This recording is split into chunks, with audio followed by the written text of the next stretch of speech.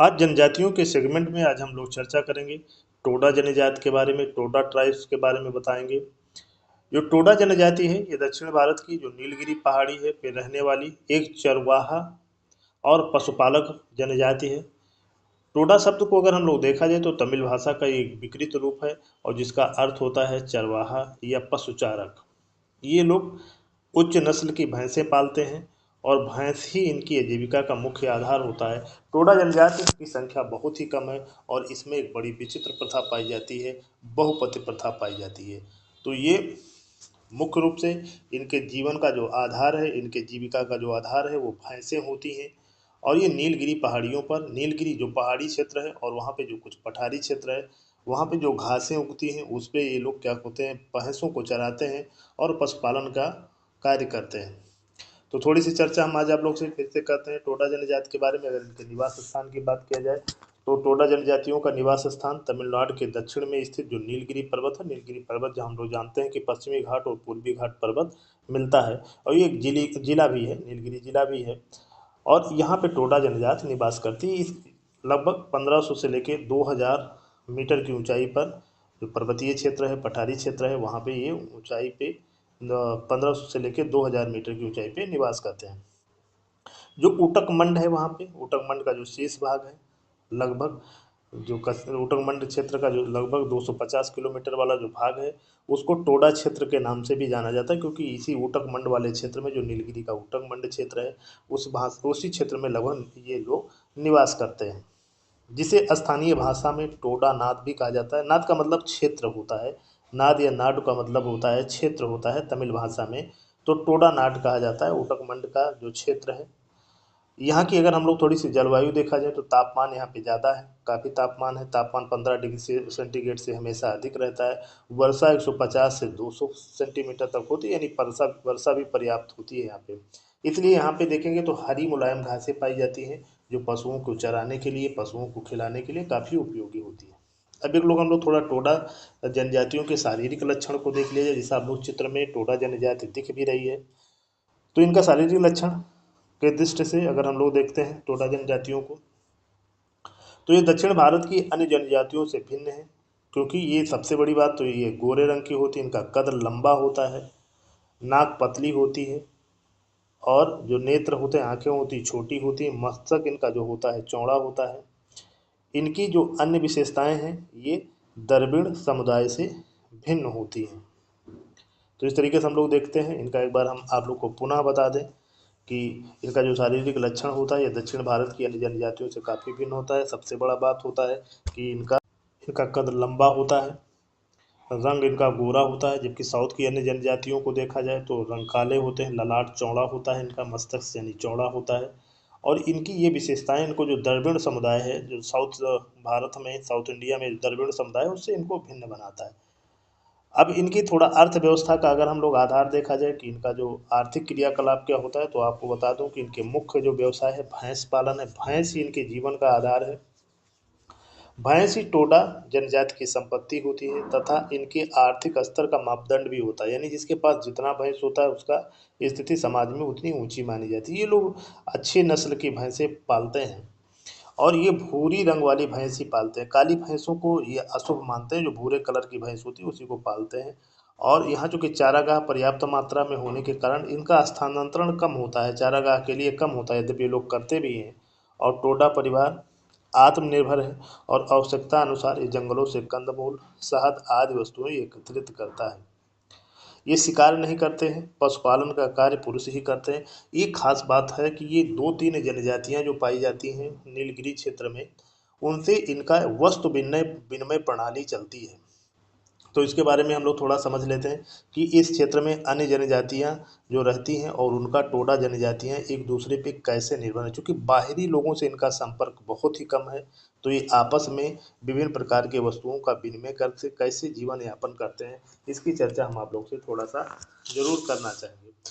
तो नीलगिरी पहाड़ियों पे जो ये जनजातियां रहती हैं, टोडा जनजातियां रहती हैं, और जो पहाड़ी या पठारी क्षेत्र है नीलगिरी का, तमिलनाडु के, वहाँ पे रहती। इनके साथ साथ में दो तीन जनजातियां और रहती हैं, एक बडागा जनजाति, एक कोटा जनजाति और कुरवा जनजाति भी इनके साथ सह अस्तित्व जैसा ये लोग रहते हैं, एक दूसरे पे निर्भर हैं, एक दूसरे से वस्त्र विनिमय की प्रणाली का, तो आदि आदि काल से ये लोग एक दूसरे से के साथ रहते हैं।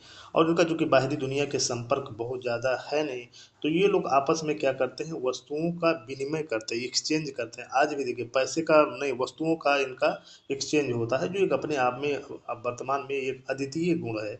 जैसे बड़ागा जनजाति मुख्य रूप से कृषि के कार्य करती है, जो यहाँ पे इनके साथ में रहती है। बड़ागा जनजाति कृषि का कार्य करती है, विभिन्न प्रकार के फसलों को उगाती है। जो एक कोटा जनजाति है, बर्तन, लकड़ी, लोहे और विभिन्न प्रकार की उपकरण बनाती है। और टोडा जनजाति जैसे हम लोग जानते हैं पशुपालन, भैंसों का पालन करती है, उससे विभिन्न प्रकार के पदार्थ, मक्खन, घी बनाती है, दूध, दही। और ये लोग क्या करते हैं, एक दूसरे से आवश्यकता अनुसार अपनी वस्तुओं का एक्सचेंज कर लेते हैं। जैसे बड़ागा जनजाति जो कृषि संबंधी जो चीज़ें उपजाते हैं, वो टोडा जनजाति वाले या कोटा जनजाति वाले ले लेते हैं। कोटा जनजाति वाले जो विभिन्न प्रकार की वस्तुओं का निर्माण करते हैं, वो इनको देते हैं। तो इस प्रकार इन लोगों का वस्त्र विनिमय के आधार पे इन लोगों का जीवन चलता रहता है। इस प्रकार हम लोग देखते हैं कि जो नीलगिरी का जो घना वन क्षेत्र है, ये जनजातियाँ एक दूसरे पे परस्पर निर्भर हैं और अपना जीवन यापन करती हैं। अब लोग हम थोड़ा देख लिया जाए, टोडा जो जनजातियां हैं इनका भोजन क्या है, सामान्यतः हम लोग देखते हैं भोजन क्या होता है। तो कुछ लोग सीमित मात्रा में, आप लोगों में पुनः बता दूं कि जो टोडा जनजाति के लोग हैं भी सीमित मात्रा में कुछ कृषि करते हैं, बहुत ज़्यादा कृषि नहीं करते हैं। ये बडागा जनजाति जो लोग कृषि करते हैं उनसे वो ले लेते हैं अनाज को या अन्य चीज़ों को ले लेते हैं, लेकिन कुछ लोग खेती भी करते हैं। भोजन में ये मुख्यतः टोडा लोग शाकाहारी होते हैं, पेवर शाकाहारी होते हैं और भैंस के दूध, मक्खन का उपयोग बहुत ज़्यादा अधिक करते हैं। मदिरा तथा अन्य जो मादक पदार्थ होता है वो निषेध होता है, ये लोग नहीं पीते हैं। कुछ विशेष उत्सवों पर ये पशु की बलि देते हैं, तब पशुओं का मांस कभी कभार खाते हैं। नहीं, टोडा जनजाति लोग मुख्यतः शाकाहारी होते हैं। यदि हम लोग टोडा जनजाति के वस्त्र और आभूषण की बात करें कि किस प्रकार का ये लोग वस्त्र पहनते हैं या किस प्रकार के आभूषण को पहनते हैं, तो जो टोडा जनजाति के लोग होते हैं, यहाँ की जो कि जलवायु उष्ण है, गर्म है, ट्रॉपिकल प्रकार की है, जो कि भूमध्य रेखा के पास है तमिलनाडु जैसा हम लोग जानते हैं। और अंधविश्वासी होने के कारण ये लोग सिले वस्त्र का को नहीं पहनते और ऊनी वस्त्र भी नहीं पहनते हैं। एक तो गर्मी है कारण मेन है। स्त्री और पुरुष दोनों ही गले से नीचे पैर तक चोंगा पहनते हैं, जिसे स्थानीय भाषा में पटकली कहा जाता है, अथवा चादर का साल ओढ़ते हैं। इनके जो ये कपड़े होते हैं सूती होते हैं और मोटे होते हैं। और स्त्रियां देखिएगा कुछ मोती, चांदी और सोने के आभूषण पहनती हैं। स्त्रियां गोदना कराने की परंपरा है। और पुरुषों में देखिए खास बात देखिएगा, 12वें वर्ष इनके दाहिने कंधे पर जलती लकड़ी से दाग दिया जाता है, लगाया जाता है, लगा दिया जाता है। उस समय बच्चा जब 12 साल का होता है तब दूध उनके कंधे पे लकड़ी से जला दिया जाता है और इनको दूध दुहना प्रारंभ कर देता है जब 12 साल का बच्चा होता है। एक इनके यहाँ परंपरा होती है और इन लोगों का मानना है कि इससे जो ये दाग इनको लगाया जाता है जलती हुई लकड़ी से दाएं कंधे पे जो दाग लगाया जाता है, इससे मानते हैं, पुरुषों पे लगाया जाता है कि दूध दुहने में इनको थकान नहीं होती है। अब एक चर्चा हम लोग थोड़ा सा और इनके बारे में करते हैं। अगर इनके हाउसेस के बारे में, इनके घरों के बारे में चर्चा करें, तो टोडा जनजाति जो होते हैं अपना जो गृह या हाउसेस बनाते हैं, लंबाकार झोपड़ी बनाते हैं और जिनका छत मेहरावदार होता है, घुमावदार होता है और बहुत छोटा प्रवेश द्वार होता है। इनके घरों में प्रवेश द्वार यानी जो दरवाजे होते हैं बहुत छोटा होता है। टोडा के गांव को, पहली बात बता दें कि टोडा के गांव को माड कहा जाता है, मौत कहा जाता है। गृह निर्माण स्थानीय रूप से जो उपलब्ध सामग्री होती है, उपलब्ध जो पदार्थ होते हैं जैसे बांस, घास आदि होते हैं, उसको कलात्मक ढंग से बहुत अच्छे से और मजबूत घरों का निर्माण ये करते हैं, झोपड़ियों का निर्माण करते हैं।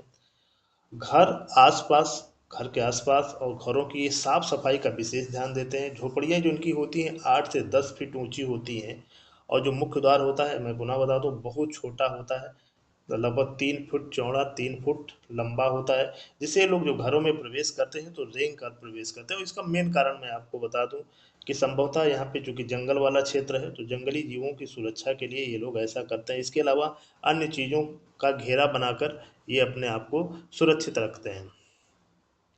इनकी जो बस्तियाँ होती हैं, जो इनके बस्तियाँ होती हैं उसको मुंड कहा जाता है। ध्यान दीजिएगा। इनकी बस्तियों को मुंड कहा जाता है। जो टोडा लोग जो बस्तियों का निर्माण करते हैं उसको मुंड कहा जाता है, और कुछ जो विशेष प्रकार की झोपड़ियाँ होती हैं उसको अर्स कहा जाता है।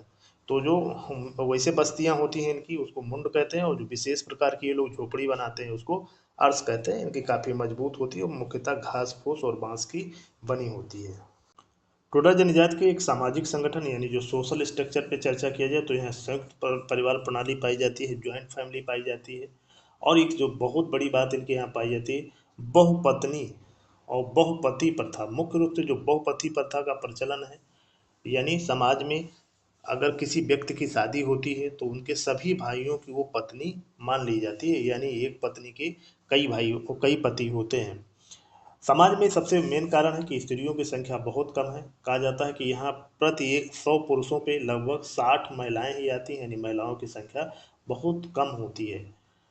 तो इस कारण इन लोगों को बहुपति विवाह करना पड़ता है। इसके अलावा एक इनके यहाँ की परंपरा भी है। यहाँ महिलाओं की संख्या मेन कम होने के कारण सबसे जो बड़ा बात होता है कि कहा जाता है इनके यहाँ भ्रूण हत्या का प्रचलन काफ़ी लंबे समय से रहा, तो धीरे धीरे कम हो रहा है।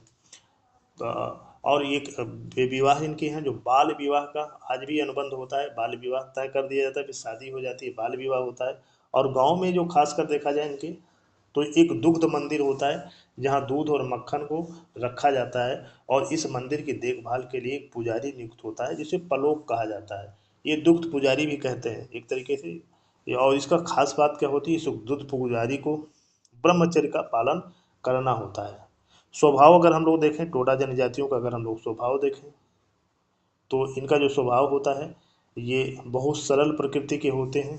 धर्म भीरुता बहुत ज़्यादा पाई जाती है, अंधविश्वासी होते हैं, एकदम अंधविश्वासी होती है। लेकिन अतिथि तथा प्रकृति के बहुत प्रेमी होते हैं, नेचर के प्रेमी और अतिथियों के बहुत प्रेमी होते हैं।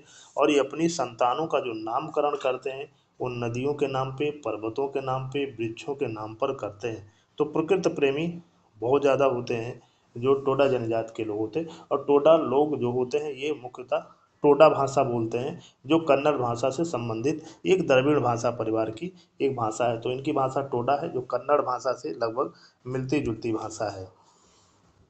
एक परंपरा और टोडा जनजातियों में पाई जाती है जो विचित्र परंपरा है, जो इनकी गर्भवती महिलाएं होती हैं, इनकी जो अंगुलियों के जोड़ होते हैं वो कलाई पर तेल, जो जलते हुए तेल से इनको जला दिया जाता है, यानी बिंदु बना दिया जाता है। और इन लोगों का मानना होता है कि इससे जो गर्भ में के दौरान शिशु के स्वास्थ्य की रक्षा होती है और जो बुरी छाया है बच्चे पर नहीं पड़ती है।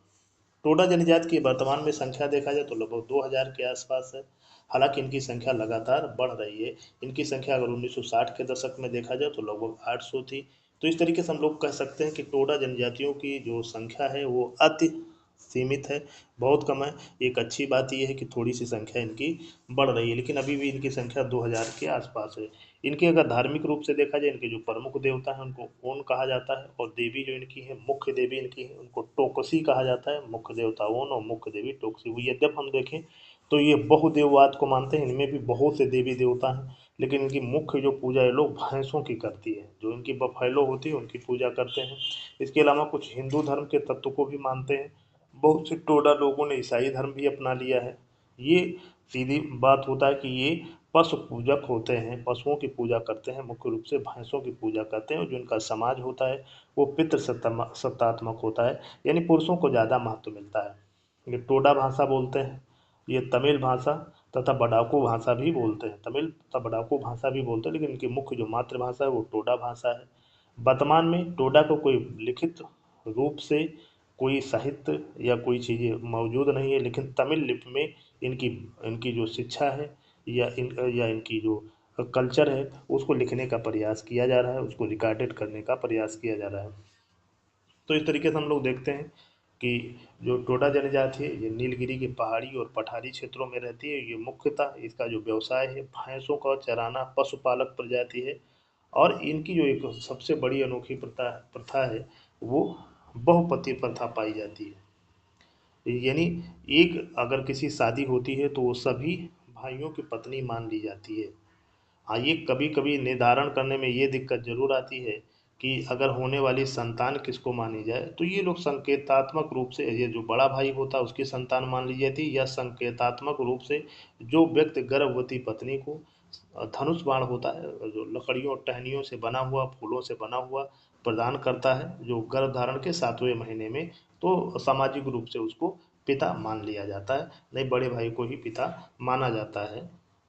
टोडा जनजाति के लोग नृत्य प्रेमी होते हैं, जो विभिन्न प्रकार के जो उनके उत्सव होते हैं, त्योहार होते हैं, उसमें ये लोग क्या करते हैं, नृत्य करते हैं और खुशियाँ मनाते हैं। तो एक बार हम आप लोग को पुनः बता दें कि जो टोडा जनजाति होती है ये तमिलनाडु के जो नीलगिरी पहाड़ी और पठारी क्षेत्र है वहाँ पे रहती है। मुख्यतः ये पशुपालक प्रजाति है और पशुओं में ये केवल भैंसों को पालते हैं, अन्य जानवरों का ये पालन नहीं करते हैं। जो टोडा जनजाति होते हैं इनमें सबसे जो खास प्रथा पाई जाती है वो बहुपति प्रथा पाई जाती है। जैसे हम लोग जानते हैं कि टोडा के साथ साथ हमारे यहाँ उत्तराखंड में जौनसारी जनजाति रहती है, वहाँ भी बहुपति प्रथा पाई जाती है। तो इनकी एक बड़ी विचित्र स्थिति है और इनकी संख्या लगातार घट रही है। वर्तमान में इनकी संख्या लगभग 2000 है, जो धीरे धीरे कहा जाता है बढ़ रही है। एकाएक इनकी संख्या लगातार कम होती जा रही थी, लेकिन कहा जाता है कि अब इनकी संख्या बढ़ रही है। तो आशा करता हूँ जानकारी आपको अच्छी लगी।